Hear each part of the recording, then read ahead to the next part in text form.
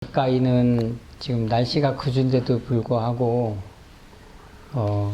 멀리서 오신 분들 계시고, 또 날씨가 궂음에도 불구하고 오시는 분들이 있는가 하면 날씨가 좋아서 어디 훌쩍 떠나거나 다른 볼 일이 있는데도 불구하고 또 오시는 분들이 있는 거 보면 여러분들 대단한 겁니다. 어쨌든 건강만 하시고 의식만 또렷하시면 늘 뵐 수 있는 거 아니겠습니까? 예. 건강이 최고인 것 같아요. 건강을 이야기하면 많은 분들이 이제 그 복이라는 걸 얘기하잖아요. 수복. 이제 목숨이 긴다, 이거 수복인데 그 안에는 이제 건강하게 사는 것도 있고, 또 복 중에 또 하나는 이렇게 올바르게 편안하게 타인에게 크게 신세 안 지고 생을 마감하는 것도 복 중에 하나라고 합니다. 세상에는 그 복에 겨운 사람이 많은 것 같아요. 보통 복 그러면 제복을 우선시 하는데, 꼭 제복이 아니더라도, 뭐라 그럴까, 행복? 전번에 한번 말씀드린 적이 있는데, 여러 선진국, 강대국들이 있고 부유한 나라들이 있지만 매년 국제적인 어떤 기구에서 조사한 바로는 가장 가난한 나라 중에 하나인 부탄이라는 나라가 행복 지수가 가장 높은 나라로 늘 꼽히거든요. 그런 것들을 견주었을 때는 꼭 그 돈이 많거나 잘 사는 것만이 행복은 아닐지도 모르겠다, 그렇게 생각이 들지만, 그 복은 어떤 건강이나 부, 무시할 수는 없는 것 같습니다. 저도 그 복에 겨운 사람의 한 사람인 것 같아요. 지금까지 무탈하게 쭉 잘 해오고, 여기 연꽃선원에서 2년 지어진 곳에서 걱정이야 왜 없겠습니까? 걱정은 있지만 남들이 하는 걱정이나 남들만큼의 걱정은 아닌 것 같아요. 그냥 쉽게 내어지고 쉽게 잊혀지는 그런 소소한 저 개인적인 문제인 것 같거든요. 그런 거 비교하다 보니까 저는 상당히 복이 많은 사람이다, 이런 생각이 듭니다. 부처님께서도요, 깨달음을 얻기까지 많은 생을 거듭 태어나시고 복과 지혜를 닦으셨다 그래요. 그래서 저희 아까 삼귀 이렇게 절도 하시고 하셨는데, 그 맨 마지막에 이제 귀불 양족존 하잖아요.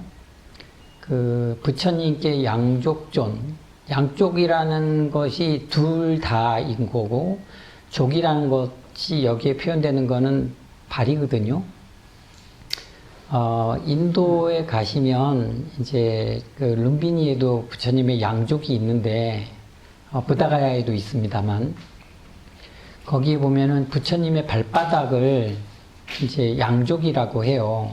하나는 복덕을 상징하고 하나는 지혜를 상징한다고 하거든요. 복덕과 지혜. 그러니까 여기서도 이제 복에 대한 말씀이 있는 거죠. 그 과거 생 동안에 부처님께서 많은 복을 지으셨기 때문에 아마 이제 2600년 금생에 깨달음을, 밝은 지혜를 얻지 않으셨을까 싶은 거죠.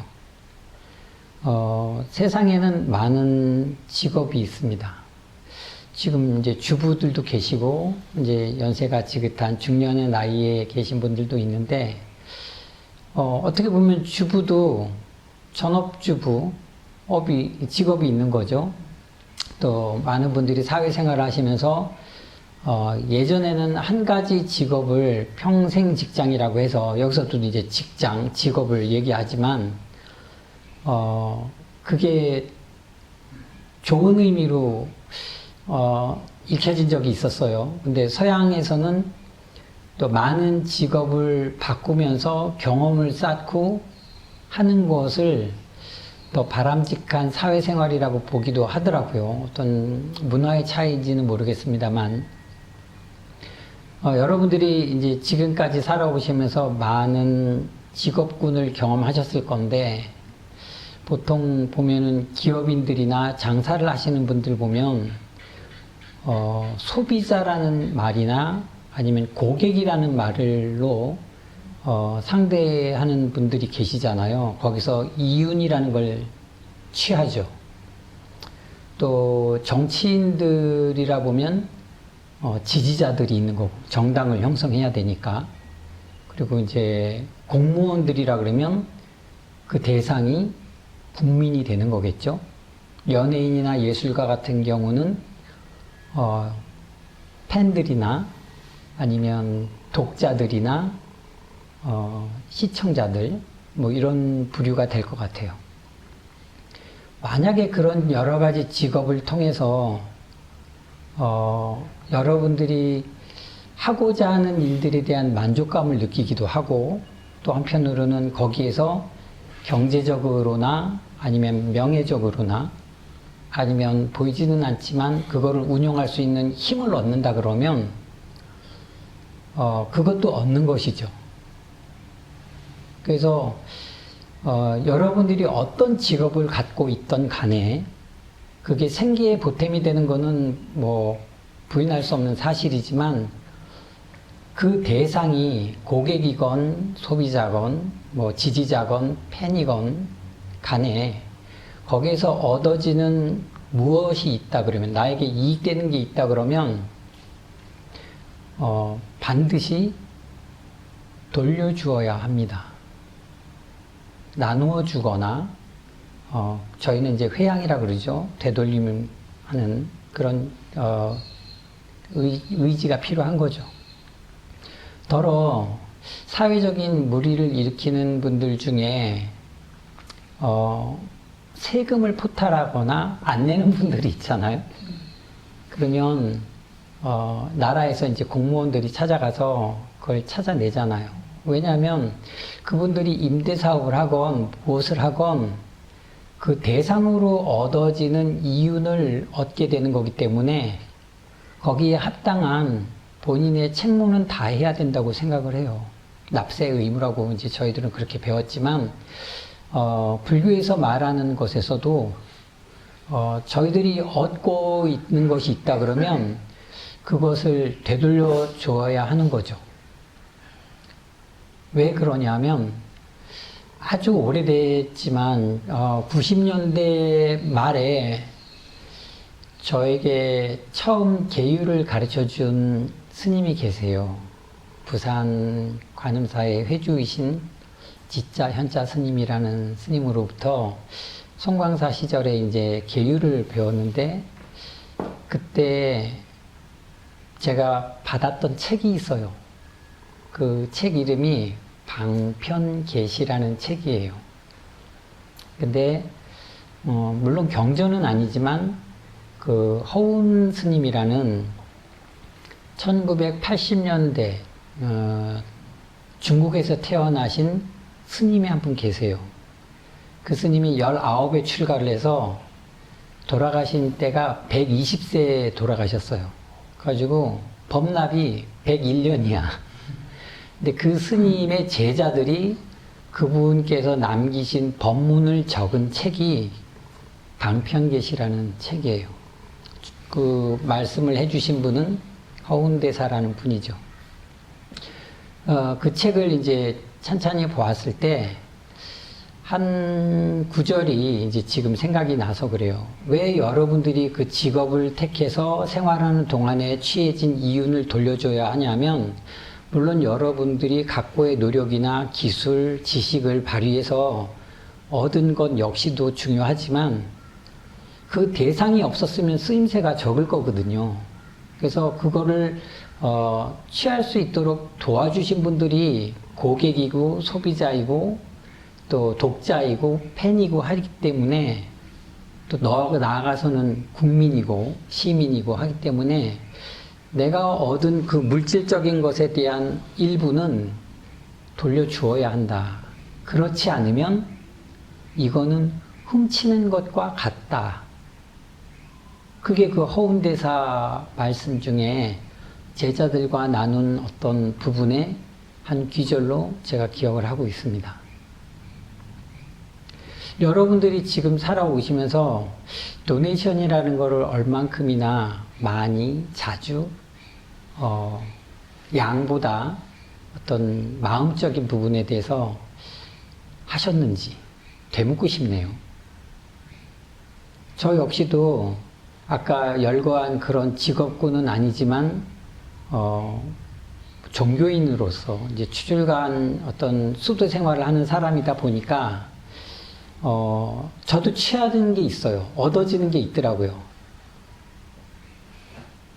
그래서 그 얻어지는 거에 대한 상대적인 그 대상들은 다 신자예요. 저희들도 그분들이 없으면, 불교를 의지하는 분들이 없거나 종교에 관심 있는 사람이 없으면 저희들이 살아가는데 무척 어려움이 있었을 것 같아요. 부처님 당시 때도 마찬가지인 거죠. 아마 그래서 금강경 첫 구절에 나오는 것처럼 부처님께서 제자들과 함께 탁발을 가지지 않았나. 당신께 손수 맨발로 바루를 들고 가가호, 저희는 이제 그걸 탁발이나 칠가식이라고 하지만 그렇게 해서 마음을 숙이고 몸을 조아려서 양식을 구하지 않았나 이렇게 생각이 드네요. 이제 거기는 하심이라는 것도 물론 있겠지만 저희가 돌려드려야 되는 게 있는 거죠. 여기서는 이제 도네이션이라고는 하지만 저희가 지금 당장 이 일요일도 그래요. 일요일도 보면은 여러분들이 스님이라고 이렇게 법회를 진행하는데 뭐 주관한다고 해서 법사 내지는 뭐 법문이라고 하는 그런 거를 듣기 위해서, 행사를 치르기 위해서 오시지만 그 대가로 뭔가 반찬도 가져다 주시고 만난 것도 가져다 주시고 이렇게 음식도 불전에 올려주시면 제가 그걸 내려서 먹잖아요. 예. 그거 다 시주 은혜인 거죠. 그래서 그런 어떤 개념으로 본다 그러면 저도 분명 여러분들에게 돌려드려야 되는, 환원하는 게 필요한 거죠. 회양을 꼭 해야 된다는 거예요. 근데 그런 와중에 복과 덕이 쌓인다고 해요. 전제는 삿된 것이 아니라면, 여러분들이 여기서 얻어지는 무언가가 있다면, 직장에서 무언가가 얻어지는 게 있다면, 사회생활을 하면서 나에게 득이 되는 무언가가 있다 그러면 그 전제가 올바라야 된다는 거죠. 근데 그거를 잘못 행하면 악업이라는 게 또 쌓이게 된다고 해요. 근데 좋은 일을 많이 해서 선업이 쌓이면 부처님 말씀대로 이제 천상락을 가거나 그 반대의 경우가 되면은 이제 악도에 떨어진다고 하죠. 원효 스님 전번에 한번 그 발심수행장이라는 거를 인용해서 말씀을 드린 적이 있는데 그 원효 스님 말씀 중에서도 그런 거 있어요. 방해가 아무도 방해 안 하는 천상에 좋은 곳에 왕래하는 사람이 적은 거는 이 삼도, 탐진치, 욕심내는 거나 화내는 거나 이 어리석은 거를 내가 그거를 마치 그 보물인 것처럼 여기기 때문에 이 누군가가 방해를 하지 않는데도 천상에 오르는 사람이 적고, 꿰지 않는, 꼬이는 거, 유인하지 않는데도 많은 사람들이 지옥 앞에서 서성이는 거는 이 몸뚱이와 오용락으로 이 보물같이 여기기 때문이라고 하는 게 있어요. 그러다 보니까 여러분들이 내가 하는 행동이나 어떤 의식이나 앞으로 살아가는 어떤 그런 생활의 방향이나 방법이 올바라야 한다.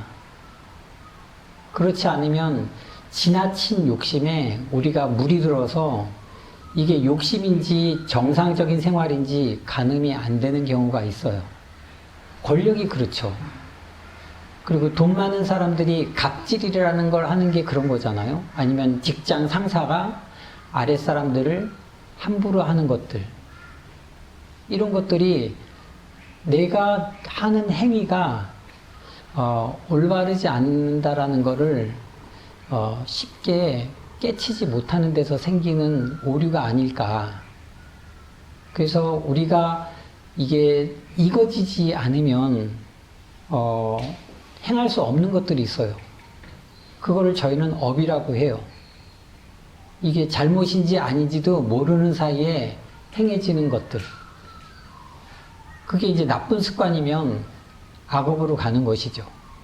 좋은 습관이라 그러면 말 그대로 선공덕이 되는 것인데, 부처님께서 말씀하신 것 중에 내가 하지 못하는 세 가지가 있다.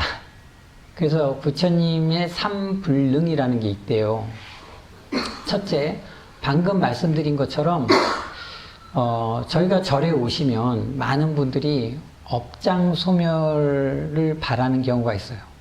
그 업장소멸이라는 것 이면에는 조금 복을 기원하는 것도 있고, 아니면 이 박복함에서 좀 뭔가 벗어나고자 하는 그런 사람들의 욕구가 있는 거죠. 이 욕구가 커지면 욕심이라고 그랬잖아요.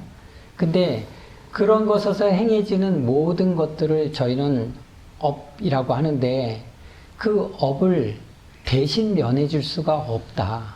아무리 부처님이라도, 아무리 전지전능한 존재라도 개개인이 짓는 그 업의 행위나 의식은 그걸 누가 대신해줘서 없앨 수는 없다.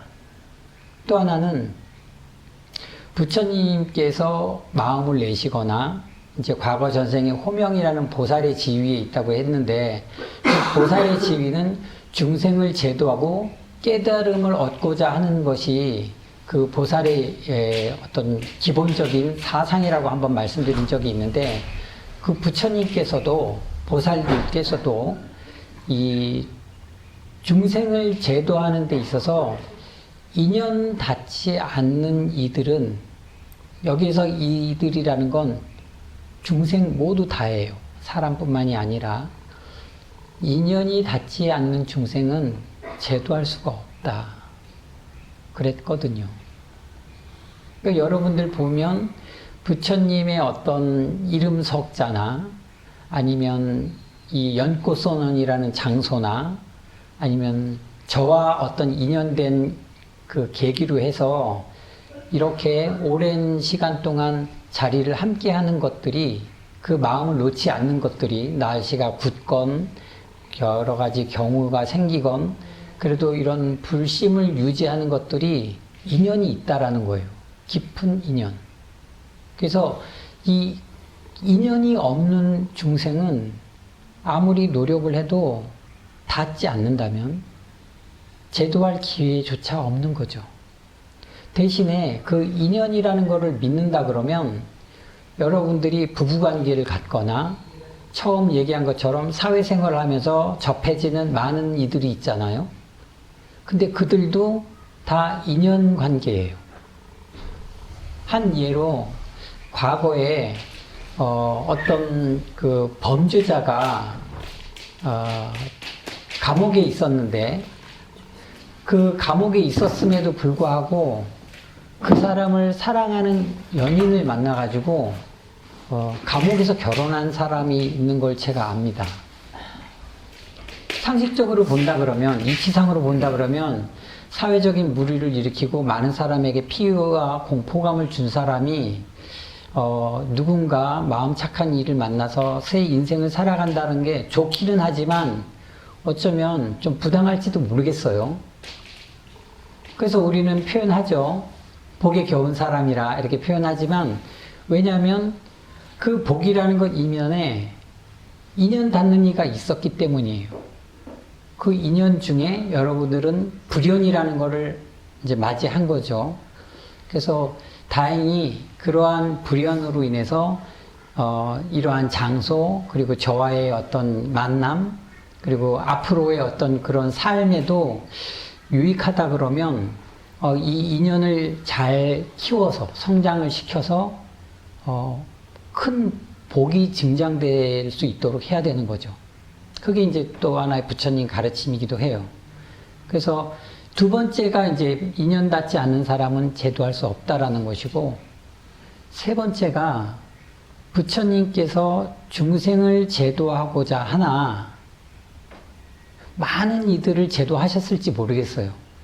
아마 제일 욕심이 많은 분이라 그랬죠. 이제 특히 지장보살님, 중생이 다 깨닫기 전까지는 내가 성불하지 않으리라고 큰 원력을 세우셨다 그러는데, 부처님의 삼불능 마지막이 뭐냐면, 내가 중생을 제도하지만 중생계를 없앨 수는 없다예요. 끊임없이 어리석음을 가지고 진심을 가지고 욕심내는 이들이 생겨나고 있다라는 거죠. 그래서 이 세 가지는 부처님께서도 큰 깨달음을 얻으셨지만 어찌할 수가 없다라고 하셨어요.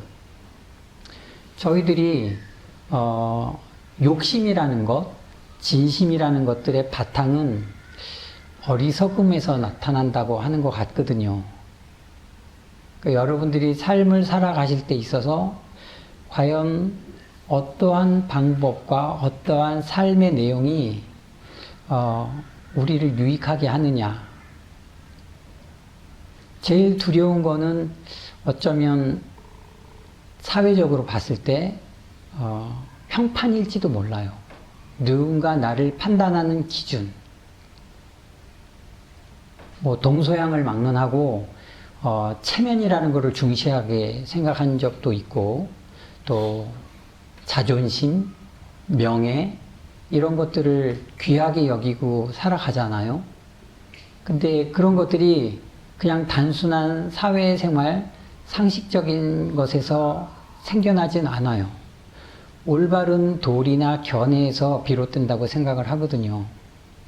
그래서 여러분들께서 올바른 복을 증장시키고 확연한 깨달음을 얻기를 바라신다 그러면 생활 속에서 부디 여러분께서 좀 부지런히 선업을 닦으시면서 생활하시기를 바랍니다. 이거는 제 다짐이기도 합니다.